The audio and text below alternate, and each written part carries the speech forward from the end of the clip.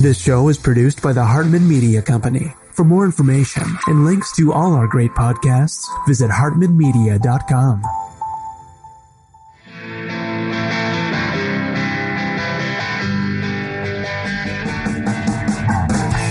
Welcome to the Young Wealth Show, where you'll truly learn how to make, spend, and invest money for an awesome life.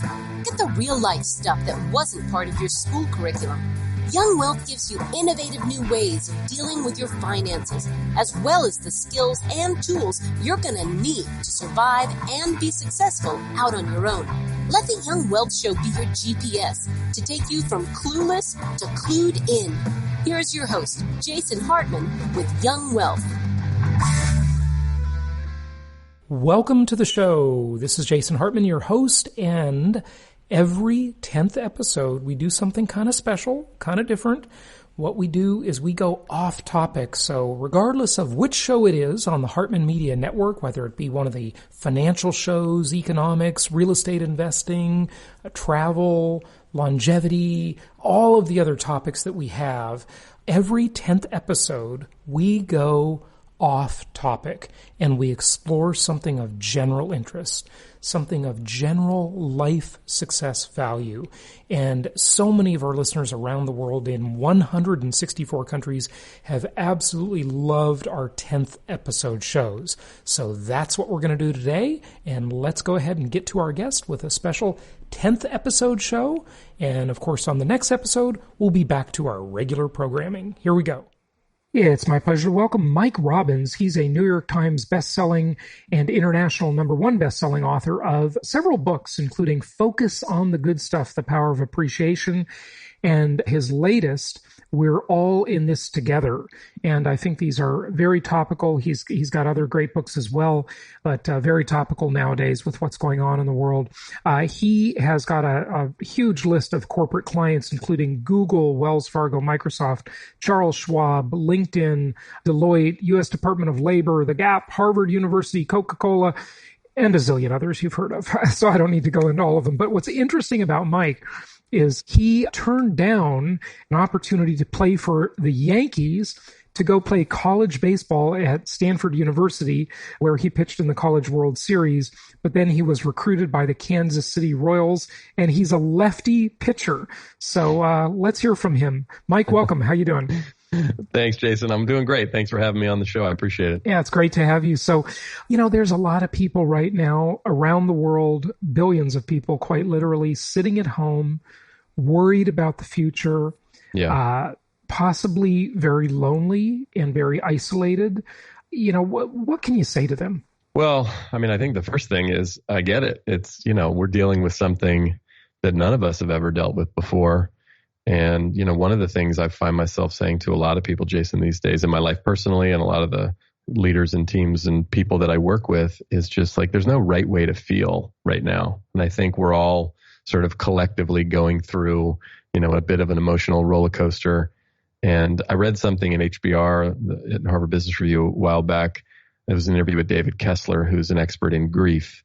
And he said that what's happening for a lot of us right now, whether we're fully acknowledging or not, is we're collectively grieving all of the loss, not just the loss of life and what's happening, but the loss of jobs and the loss of life as we know it in certain ways. And while we all hope and believe that, we're going to get to the other side of this in some way, shape, or form, there's just a lot of loss. So if you think about the different stages of grief, right, it's, denial, it's bargaining, it's anger, it's, that sense of sort of sadness and depression and ultimately acceptance. And so, and again, those are literally the stages of grief. Okay. They are. And they're not linear, right? You don't go from 1 to 2 to 3 to 4 to 5 and then you're done. Anyone who's ever grieved any loss of any kind, I've had significant people in my life pass away. My baseball career ended when I was in the minor leagues with Kansas City after starting at 7 and playing into my 20s and playing professionally. I blew my arm out. 3 surgeries later, had to retire from baseball. That was a huge loss that I had to grieve. And it took me quite a while actually to grieve that loss.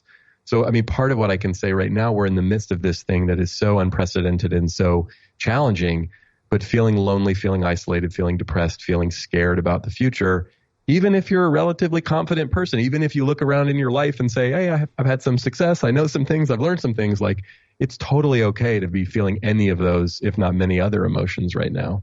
Yeah, I agree with you. You know, one of the things that I think it really will help people, but it's hard to do while you're in it, right? Mm-hmm. But, you know, we have only been in this, Mike, for a very short time Yes. that you can Yes. count in weeks. It Yep. hasn't been that long.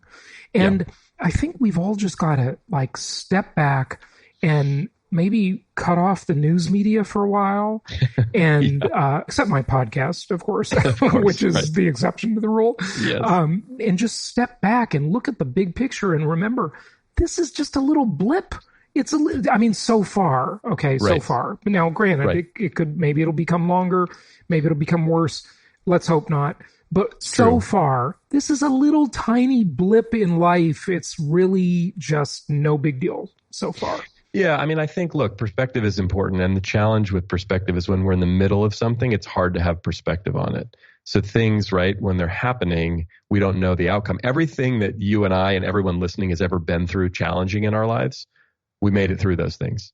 When we're in the middle of a challenge, and right now we're in the middle of a collective challenge, we haven't made it through yet. So we don't know exactly how the story ends. And look, the reality is, without getting too sort of grim and negative about it, like, we don't really know what's going to happen. We don't know how we're going to be impacted physically. Am I going to get sick? Are people around me going to get sick? We don't know how we're going to be impacted financially. What's the impact of the economy and what's going on in the markets right now going to be on me, on my business, on my life, on the people around me? And we also don't know fully how we're going to be impacted mentally, psychologically, emotionally. And that, to your point though, right now, if we think about the amount of time we've been in this, it is relatively short and will seem quite short, even if it lasts for a lot longer once we're further away from it. I remember as a kid growing up, my mom used to talk about being in college, and she would talk about college like it was this thing, just like this little story, this little blip in the story of her life, which, you know, my mom was probably in her 50s at the time when I was starting to pay attention to this. And that college was 4 years way back when she was young, in her 50s. But for me, as I was going through high school and then wanting to go to college, and then in college, when I'd hear my mother talk about it, college was like this big, expansive thing. You know what I mean? So some of it is literally perspective. And one of the things that I also think we can do in a really practical way right now is, someone said something to me about 10 years ago. I was going through a pretty tough time personally, pretty tough time financially. My business got hit pretty hard by the recession. We were in a difficult situation with our house, and I was just going through a lot. And my friend Theo said this thing to me. He said, Mike, even though it may not seem like it right now, it's important to remember that you have more than this requires. And I said, what do you mean? He said, you have more within you, more strength, more resilience than you even realize to get through this thing. And what he challenged me to do was to think about all the difficult things that I had persevered through in my life up to that point. And he said, look, it's not going to be a fun list to make, but if you actually sit down and write it out like in your journal and think about the stuff that you've gone through, that you figured out your way through, it'll remind you how resilient you are. And as someone who myself in my work focuses a lot on appreciation and optimism, I'm not saying go back in your past and dig through all your skeletons and all the terrible things that have ever happened to you. But for the most part, most of us have been through some stuff in life. Some of us some pretty significant stuff. And we've made it through. So again, right now, if you find yourself in a place of wondering, how am I going to get through? How are we going to get through? Sometimes I think about the country and the world too. It's like the world and our country have been through a lot of stuff as well. I think we forget sometimes how strong and resilient we are, especially when we get scared. I agree with you. And, you know, your book focuses on the good stuff, the power of appreciation. Yeah. Let's talk about how that interplays with all of this, because I think one of the things that happens, I've certainly noticed it in my own self, is that when we are down, pressed, grief-stricken, whatever you call it, we're focusing internally. We're focusing on ourselves. Yeah. And one way to cure that is to do something nice for someone else, to volunteer for someone else. It makes you focus outwardly. And appreciation or gratitude is another way to do that, right? Because absolutely, the common element seems to be that if we are experiencing difficulty, we are focusing internally rather than externally. Would you agree with that? For sure. You know, one of the stories, so Focus on the Good Stuff was my first book that I wrote a number of years ago. And one of the stories that I share in that book is often a story that I still share all these years later. When my baseball career ended, so again, I was 23, right? You mentioned in my introduction, right? I didn't sign with the Yankees when they drafted me out of high school. I went to Stanford. I got drafted by the Royals. I go into the minor leagues with Kansas City. I'm, on my way to make it to the big leagues. That's been my lifelong dream since I started playing baseball when I was 7. I go out to pitch one night. I throw one pitch. I tear ligaments in my elbow. I blow my arm out. My career essentially ends. It didn't end instantaneously. I was 23 when I got hurt, spent the next 2 years, had 3 surgeries, finally forced to retire at 25. And when I was in that process of transitioning out of baseball and trying to figure out what I was going to do next, Jason, I was going through a tough time. Sure. I was questioning a lot of things, and I was reflecting on the experience. And I remember asking myself this question over and over again. Did I have any regrets? Like, if I could do it all over again, would I do anything different? Mm-hmm. And I didn't regret a lot of the stuff that I thought I would have, like the games that I blew or the times that we didn't win this championship, or I didn't, whatever, all the stuff that I got super upset and stressed out about when I was playing. None of that stuff mattered to me anymore. The only regret that I had was that I didn't fully appreciate it while it was happening. I was too busy trying to make it, right? I was this kid from Oakland, California, raised by a single mom. We didn't have a lot of money. I was going to make it to the big leagues. I was going to make some money. I was going to be important. Mm-hmm. I was going to be successful, but up to that point in my life, even though I was actually pretty good, I spent most of my time thinking that I wasn't good enough, comparing myself to everyone around me and literally like holding my breath, hoping that I didn't screw it up. Mm-hmm. And when it was all said and done and I hadn't made it, I thought to myself, oops, I think I missed the point. Mm-hmm. Yeah. And I think, look, most people listening to us right now probably did not blow out their pitching arm in the minor leagues trying to pursue a professional baseball career. But all of us, and many of us right now collectively, we lose things in life, whether we want to or not. And one of the things about being human and our human nature is that we're so focused on where we're headed or what we're trying to accomplish, or mm-hmm. how is this business, project going to work out, or this investment, or this, risk I'm taking. And when things don't work out, as painful as it is, one of the things that we can do when we have a moment like we do collectively, one of the silver linings of this, and I don't want to I don't want to minimize it or sugarcoat it. One of the silver linings of this moment, even if you're sitting there and you've lost your job or things have really gone sideways for you financially or health-wise or otherwise, the world has intervened in a way and forced all of us to stop and pause and reflect. Yep. What matters? Who matters? It's kind of back to the grief thing. When both of my parents passed away, as painful as that was, when I've had other people in my life pass away where it's been really sad, the thing about grief that I have experienced is it does stop us mid-track of life and knock us out of life in a painful way. But for me, there's always that. What it boils down to is what matters and who matters and why. And it gets really, really basic.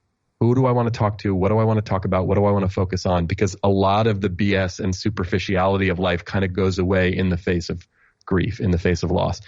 And right now, what I'm trying to do as best I can, manage my business and take care of my family and, launch my new book and all the practical parts of my life. But I'm also trying to take this time and this opportunity to take a step back and go, okay, I don't know exactly what my business and what the world's going to look like when all this is over. I hope I'm going to be okay. I hope everyone around me is going to be okay. But what can I learn from this experience, and how can this impact me? We're going to be different on the other side of this. The question is how, and that's really up to us. Yeah, no question about it. So your earlier point in that segment was this orientation of living in the future, right? We basically get 3 orientation choices in life, right? We can live in the past, the present, or the future. And we all have to live in both, right? Yeah. But if we spend too much time dwelling on the past, maybe we're dwelling on bad things that happened and beating ourselves up over them, or we're dwelling on like nostalgia and, it used to be so much better in the good old days, blah, blah, blah. I kind of find myself doing that, honestly. It's not great. But, generally speaking, I'm a very future-oriented person. I'm always about the next thing. So either way, you're missing the thing you're in now. You're missing the middle thing. And what's interesting about the situation, Mike, that we're in now, and I just said this on today's episode of my podcast, it's the one time in my life, interestingly, where I don't have really any sense of FOMO, fear of missing out. I travel constantly. I've been to 87 countries. I'm probably someone like you. I'm going to mastermind groups. I'm doing speeches. I'm, doing all this stuff. And, it's like I don't look at social media now and think, oh, my friend has such a great life and I'm stuck here at home. Everybody's equal. We're all on the level playing field now. It's funny you say that because there is something oddly... No one's going out to dinner. No one's doing anything now. Yeah. Right. No, it's true. I mean, it's like it is an odd experience to then. I'm someone like you. Yeah. It is a leveling. It's like, it doesn't matter. I've been appreciating, some of these late night hosts are doing their shows from home and they're having people sort of Skype in or Zoom in, and It's you see funny. people, I know. and even these big celebrities with their fancy homes and whatever, you realize they're at home with their families, like trying to figure out what to eat and what to watch on TV and how to get stuff done. And, in a way it is leveling us. And I do think though that there's something about it forcing us to be in the present moment. I was talking to my own team actually earlier today about this, and we were all sort of reflecting on how we were feeling. And the conversation came up of kind of wanting to know, when is this going to end? Like, when are we going to get back to quote unquote normal, whatever that is? And I said to my team, I was like, look, I don't know. I'm reading different things and different models and different projections. I was like, but the truth is, we just don't know. And what we do know is that we're here today with each other. We're focused on what we're focused on. And yes, do we need to plan for the future and have some scenarios if this happens, if that? Yeah, of course we all do. Even when there's not a pandemic, we do that. But I think a lot of us, to your point, we're either stuck in the past or we're so focused on the future that we miss out on the present moment. And maybe one of the things that we can all do a better job of through this experience is bring ourselves into the present moment, because we don't know what's going to happen tomorrow, next week, next month, or how long this is going to last. But we do know right here, right now, you and I are talking to each other. And as people are listening, they're, in their house or walking around their block or doing whatever they're doing with themselves, by themselves, or with their families. And there's something oddly not only leveling about that, but there's a way in which that can actually be peaceful if we choose to let it. But so much of this comes down to choice. I have a friend named Robert Holden who's a psychologist, and he likes to say that by the time we get to 30 years old, most of us have more than enough reasons to be miserable for the rest of our lives. That usually if you've lived enough life, even just to get to 30, maybe some people listening are under 30, maybe many of us are older than 30, but you've had enough stuff happen to you that you could have a story for the rest of your life that would allow you to justifiably be miserable. And what he's basically saying in sort of a tough love kind of way is, look, it's a choice. How are things going to be? How's your life going to be? Like, how are you going to say it is? What's the story you're going to tell yourself and everybody else? And one of the things I've been saying to my own team about this pandemic is, hey, let's have a really great story that we get to tell when this is all over, about how we showed up, about what we learned, about what happened, about what the experience was like, because that's going to be the story. And I've been saying to our daughters who are 14 and 11, even though they roll their eyes at me a little bit, like, hey, girls, I know this is scary and this is hard and weird and you're not at school and you're missing out on a bunch of stuff, but you're going to be telling this story for the rest of your lives. Right. Yeah. To your kids and grandkids. And yeah. It's pretty amazing. Okay. So I'm sure 99% of the people listening agree that we should focus on the moment, try and be in the moment, try and enjoy the moment, appreciate the moment. But the question is, how do we do that? How do we do that? So there's a couple you're right. It's easier said than done. What's the technique? Okay. We agree. Yes. Do that. That sounds good. It's like, exercise more, eat more vegetables. Yeah. That sounds good. Do it. Look, I think one of the things that's important to acknowledge is that it's hard. Right now for most of us, not like a whining, complaining thing, but it's hard. This is weird. This is different. We're all out of sync and sort of, knocked off our center in lots of ways. So as far as practices go, like, I'm just a big believer in, like anything, if we put little things into practice, we take baby steps if we need to, having some time where we can, sit quietly if we have some kind of meditation practice or mindfulness practice, have some time where we sit and maybe write in a journal, take a walk around the block. Some time that we carve out for ourselves that's focused on our own mental and emotional well-being. Maybe it involves something physical, maybe not. But I think that's important all the time. I think it's even more important now. And I've been finding it for myself, both more important, but also more challenging just because of all of the different things that are going on. I think a second thing, though, that we can also do, and this is something that most of us struggle with in general, but especially right now, is ask for help. Jason, one of the questions I ask when I'm speaking to groups of people, I'll say, how many of you like helping other people? And it doesn't matter where I am, what kind of group it is, how big or small, what state, city, country I'm in. Literally everyone in every room raises their hand. I usually figure about 95% of the people mean it. The other 5-10% just social pressure. Bad, right? I don't want to be the jerk that doesn't like helping people. Most of us enjoy helping. I'm Scrooge, but I'm going to lie and raise my hand anyway. Okay. but then the follow-up question that I ask is, how many of you love asking other people for help? And usually about 10, maybe 20% most of the hands in the room will go up. And even as they do, people almost look around and start to think, oh, am I not supposed to raise my hand? Like, is this? And I usually say, listen, first of all, if you're comfortable asking for help, be proud of that, keep doing it, and teach the rest of us, because most of us struggle with it. we get uncomfortable, we feel weird, we don't want to get judged, we think it's weak, we think some people will reject. I mean, all of these reasons we have not to ask for help. But right now, we all need help. Practically speaking, there's a bunch of stuff like just how does this work? I need to do this. I'm not good at Zoom. I need to, right? We're adjusting the way we're working, but we also need help like mentally, emotionally.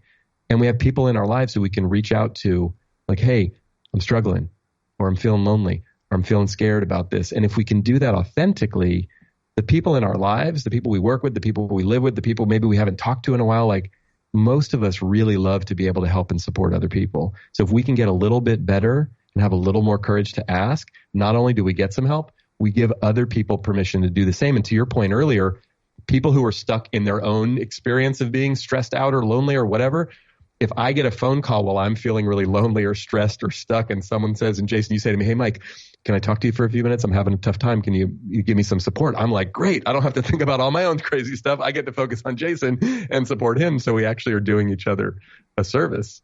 Good points. And we're forced to focus out. So if you ask someone for help, you're forcing them to focus outside of themselves, right? And so in a way, you're really helping them. Totally. And then the third thing I would say, and this again is like we know this and we know how important it is, but I think it's even more important than ever now. And we were just talking about it a few minutes ago, but being able to focus on what we appreciate, what we're grateful for. Look, if everybody who's listening to us, they're dealing with different circumstances. Again, from the most extreme, you could potentially be sick, you could be out of work or in a really difficult financial place, all the way to neither of those things are the case. You're completely healthy. Your life, your business financially is not impacted by all this, and anywhere in between. If you're well enough to be listening to us and you're engaged in this podcast, in this community, I would assume and imagine there's probably a bunch of things that are going well in your life, even if there's some challenges. And as I've been talking to people who are, having a hard time working from home without sort of discrediting their challenge, one of the things I'm trying to remind people is like, hey, you know what? You get to work from home. There's a bunch of people that don't have that option. Right. Or my family's getting on my nerves, right? Which I can relate to. I mean, I love my family, but we're all getting on each other's nerves because we're on top of each other in the house all the time. But again, there are people that are sitting all by themselves right now, really wishing that they had family around them to get on their nerves. Whatever the case is, it's not about. Yeah, and just realize, it's human nature to want what you don't have, right? Totally. Married people want to be single. Single people want to be married. It's just that's just the way we're wired. Okay. Right, we're always looking at the greener grass, right? Totally. Yeah. And if we remember that, but bring it back to in this moment, like one of my most important practices throughout the last 20 some years of my life has been keeping a gratitude journal. And just reminding myself, even when I'm stressed and pissed and annoyed and frustrated and tired and all those things, can I stop for a moment and just write down a few things that I'm grateful for? Yeah. And there's always stuff there. And once we open up that box, if you will, of gratitude, what we find is in the healthiest, most positive way, it's kind of a Pandora's box in a good way of, there's so much more there once we start to go down that path, if you will. Yeah, absolutely. What else should we cover that's, maybe from one of the other books or anything, just to wrap this up? Well, probably something I just didn't ask you about. Look, one of the things that I think is important from a mindset perspective right now is to try to focus on the things that we can control. I had a baseball coach years ago who I adore say something to me that I never forgot. He was talking about this in the context of baseball, and he was giving me some coaching, some feedback on, my challenge at times was I would get upset. I would get frustrated. Umpire made a bad call. The second baseman missed the ball. The team didn't score enough runs and all the normal things you could imagine. I was a pitcher in baseball, right? And he said to me, Mike, there's only two things you can control in baseball. This is also true in life, by the way. You can control your attitude and you can control your effort. Everything else is some version of out of your control. You can't control what your teammates do. You can't control the weather, the umpire, the outcome. You can control what's the attitude you bring to the field, to life. What's the mindset? And how hard you work, how much are you willing to put into it? Everything else is some version of out of your control. And it was simple advice, but really important wisdom for me at that time. And I think about that now, even in this situation with this pandemic. It's like, I can't control how long this lasts. I can't control the decisions that are made by people in positions of power in the government. And otherwise, I can't control whether people abide by the stay-at-home orders or not, or whatever all the things are. I can't control what happens with the stock market and the economy and how many people get laid off. I can't control any of that. What I can control, what we all can control, is our attitude and our effort. And if we focus on those things, then we have more autonomy. Then we're more empowered. If we're focused on all the stuff that we can't control, then again, we're riding the crazy roller coaster of watching the news and watching the stock market and all of these things that are just happening.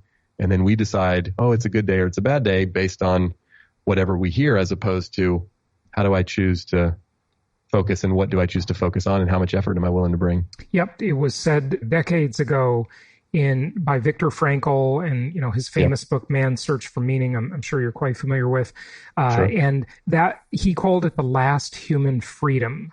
The last human freedom, if everything else is taken away from us, food, physical comfort, shelter, whatever, we always get to choose, no matter what, how we take any experience, how we think about it. We always get to decide how we process it. Nobody Absolutely. can take that away. It's the last human freedom. And I think that's a very good point. Mike, give out your website. Tell people where they can find out more about you.